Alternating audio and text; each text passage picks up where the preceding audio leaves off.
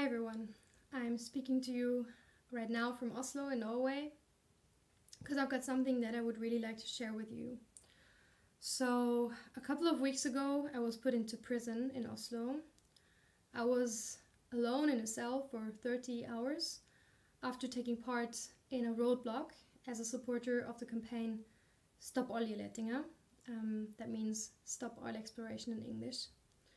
And I was blocking this road with four other supporters of the campaign, in order to demand the Norwegian government to stop handing out new licenses for oil exploration.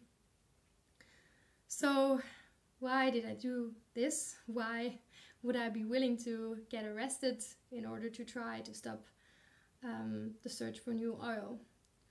And the answer for this is because we're in the middle of a climate catastrophe, and Norway is Western Europe's biggest oil producer, and they decide to continue to look for more oil and also, of course, continue drilling throughout the next decades.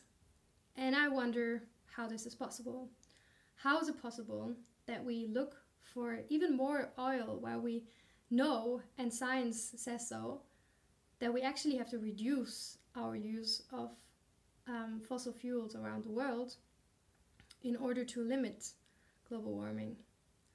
How is it possible that we do this while right now we see kind of like daily on the news that the frequency of floods, of heat waves, of storms is increasing around the world? I really wonder why we're kind of like not scared enough yet. And always further exploration will increase the risk of the world reaching the tipping points, which will cause devastating impacts on this world that we don't even know yet, but they are increasing this risk deliberately. And in the very second that I'm speaking right now and recording this video, people are dying due to the climate crisis around the world right now. So it's not just about the future when we talk about global warming and reducing CO2 emissions. It's about people, animals, plants right now that are dying. And you might ask what blocking a road has to do with that. And I understand that people get upset when they first hear about roadblocks or other similar kinds of actions in civil disobedience. And I honestly don't want to hinder anyone personally to go to work, but I also believe that we haven't woken up yet, and we need to wake each other up and call attention to the urgency that we're in. So that was I was trying to do.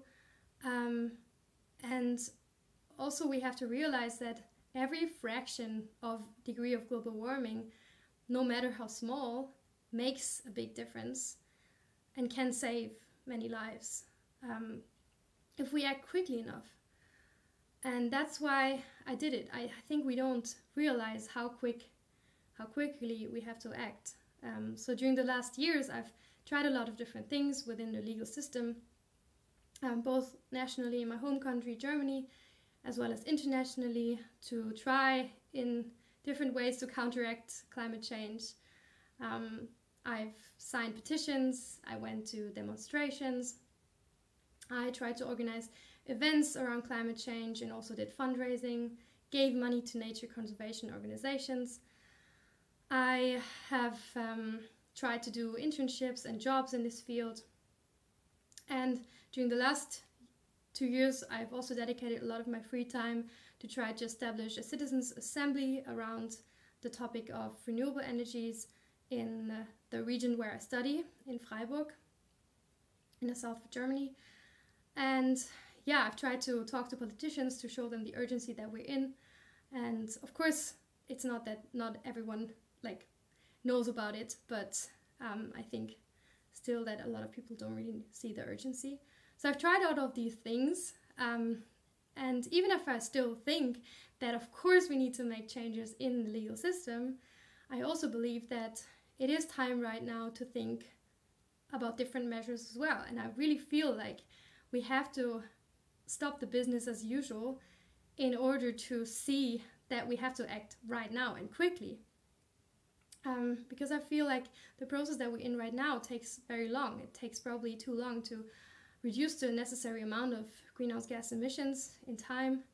And I claim that all possibilities have been tried. Now, of course, not just by me, but by many environmental organizations. And what we see during the last decades is that the development of the climate and nature crisis is continuously going into the wrong way, and also at an escalating speed. So I'm really scared, and I therefore believe that the condition is so serious that I have no choice but to restore to non-violent civil disobedience. So now you know my reasons for what I've done and what happened to me. And everyone who watches this might have different feelings and thoughts evolving inside them. And I invite you to listen closely to these feelings and opinions.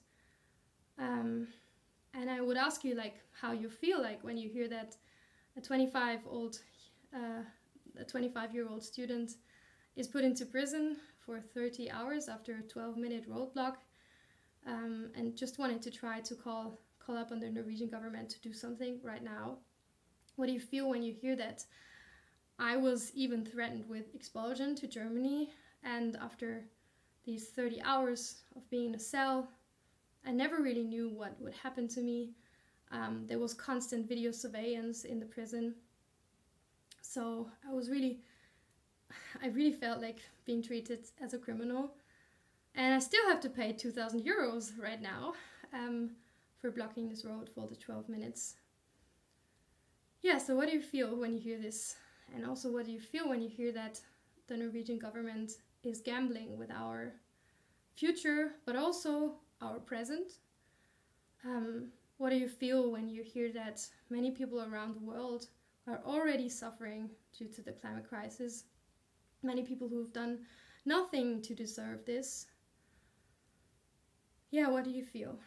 And in case you're feeling angry, in case you feel sad, in case you want to do something about it, think of the ways you can get active.